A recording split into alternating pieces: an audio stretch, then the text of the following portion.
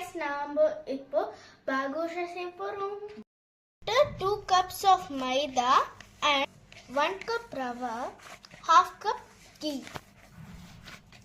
எங்க மம்மி இப்போ பெஸ்டின்க்குறாங்க அந்த மூணுத்தையும் சேர்த்து. இப்போ வந்துட்டு கொஞ்சம் தண்ணி ஊற்றுனாங்க. வந்துட்டு எங்கள் மம்மி வந்துட்டு சேம் சைஸ் பால் மெஷர்மெண்ட் பண்ணின்னுக்குறாங்க.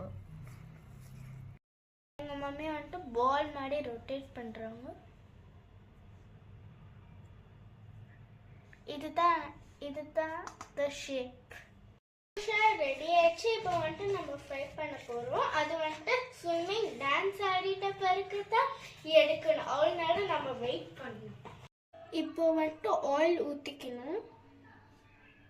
இப்போ வந்துட்டு பாதுஷா ஃப்ரை பண்ணிக்கிறோம். வந்துட்டு ஃப்ரை பண்ணுறதுக்கு நம்ம வெயிட் பண்ணணும்னா இது ஸ்விம்மிங் பண்ண டான்ஸிங்லாம் வந்துட்டு உள்ளே பண்ணிட்டு அது உள்ளே வந்துட்டு சூடாக ஆயிட்ட பிறகு அதுக்கு வந்துட்டு பொறுமையாக ஃப்ரை பண்ணணும். இது வந்துட்டு கோல்டன் ப்ரௌன் கலர் வர வரைக்கும் நம்ம வெயிட் பண்ணணும். வந்துட்டு கோல்டன் ப்ரௌன் ஆயிடுச்சு. இப்போ எடுக்க போகிறோம்.